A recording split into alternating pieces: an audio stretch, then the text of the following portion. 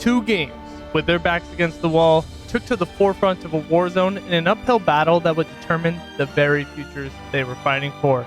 Those games, no, those heroes were Bloons Tower Defense and Plants vs. Zombies.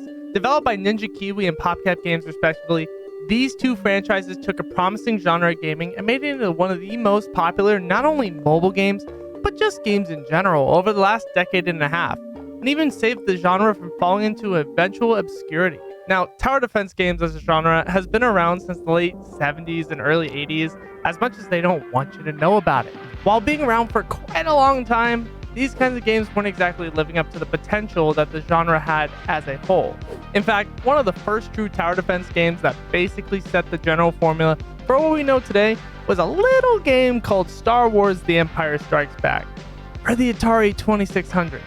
Now, I don't blame you if you don't know the game version of the movie, because it wasn't exactly stacking store shelves like Super Mario Bros. Was just 3 years later. The popularity of the genre just left a lot to be desired at the time. There are some people who consider games like StarCraft, Warcraft, and other PvP games as some of the first mainly popular tower defense games. We don't talk to those people. To a degree, they're not wrong. I mean, in all those games, you are technically defending a tower from an enemy in a game, but in this case, it's more about what you think of when you hear tower defense games versus what the games that technically fit the category are. When it comes to tower defense games, I think back to the days of playing Robo Defense on my first smartphone I ever owned. Always waiting for the bus, not really needing to be online, just finding myself investing hours upon hours into this game. Long before that, 2007 came along with the first smartphones beginning to release. And that was the same year that the Flash version of Bloons Tower Defense was made. Some of my core memories as a kid revolved around me finding out how long I could go before losing to those balloons. Because believe it or not, those games require a lot more strategy than they let on. 2 years passed and the second half to the great surge of tower defense games was added to the mix. Plants vs. Zombies. When smartphones came out in the second half of the 2000s, they brought with them mainstream popularity, mostly because there wasn't that much to play on them at the time. Playing games wherever you went and not getting in trouble for having a Game Boy or a DS was, well, game-changing. Having all the entertainment you would need while only having to carry one device was almost too convenient. So when Plants vs. Zombies released and was as accessible as an easy smartphone app for only $3, it spread like wildfire across bored preteens' phones everywhere. No matter where you looked, you couldn't find a phone that didn't have a tiny little sunflower smiling back at you, or a trustworthy pea shooter waiting for you to get back behind those lawnmowers and rip out another session. All while hoping your phone doesn't go dead before you can find a place to charge it. Tower defense games were always around in some sense, but never really the talk of the town. They were always kinda like that weird cousin that would come over sometimes, and on just a couple of occasions, you guys had a pretty decent time, but never really clicked, you know? Then 2007 hit and the ideas about tower defense games completely shifted.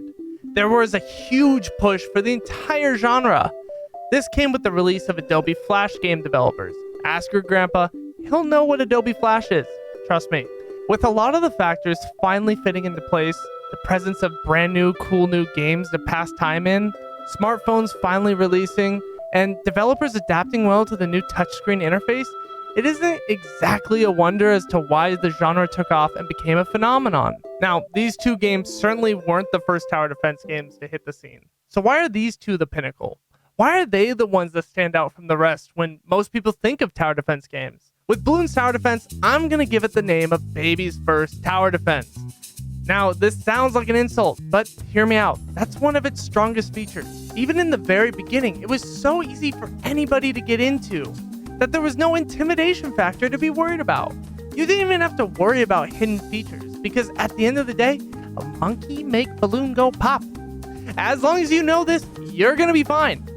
The best part about this, however, is that the deeper you get into the gameplay, while it is simple on the surface, with some digging, the desire to unlock and understand the depth of the game is what made the gameplay loop so addicting. You see, unlike a lot of tower defense games at the time that had enemies with health bars that you worked really hard to whittle down, Bloons instead made it so different balloons had multiple layers that you had to pop. As you keep playing, the rounds keep getting harder and harder by adding more and more balloons, all while keeping the simplicity of the core gameplay intact. Even the upgrade system was simple. The addictive gameplay loop and simplistic UI made what is essentially crack for kids.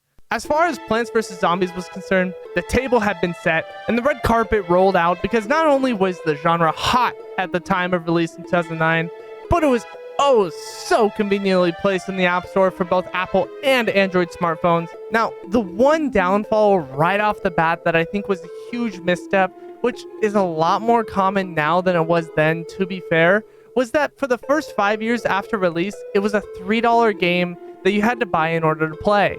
Arguably, Plants vs. Zombies is the #1 tower defense game of all time, but it could have been even bigger, potentially, if they had made it free to play right off the bat. Similar to Bloons though, the learning curve for new players was simple.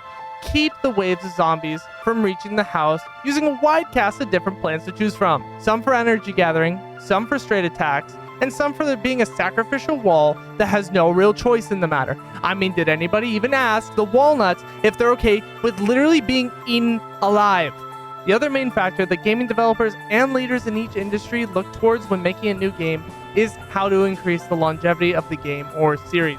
Unlike many games in the tower defense genre, Bloons and Plants vs. Zombies had the public popularity capitalize on this opportunity and do what so many games don't ever have the chance to do: make an even more popular sequel.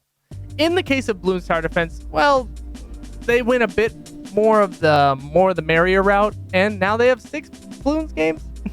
With Bloons 6 being the most recent and advanced iteration in the series, it's also gained massive popularity, even compared to its predecessors, appearing across several Twitch streams of very large creators like Atrioc, Lily Pichu, and XQC. Plants vs. Zombies, however, took a little bit of a different route when it came to their sequels of their hit game. First and foremost, it cannot be understated how big of a hit Plants vs. Zombies 2 was for the series, overshadowing even the original. It gained massive popularity by making the gameplay a smoother, more complete experience. And that popularity didn't fade for a good while.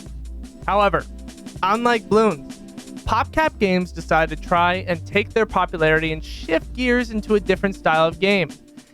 They created Plants vs. Zombies Garden Warfare, then Garden Warfare 2, and finally culminated in the 2019 release of Battle for Neighborville. A game that I can only describe at its best as a Plants vs. Zombies take on the classic multiplayer shooter style of gameplay, but in third person. While the games got generally positive reception, PopCap had pretty much abandoned their tower defense-based roots in favor of a more action shooter.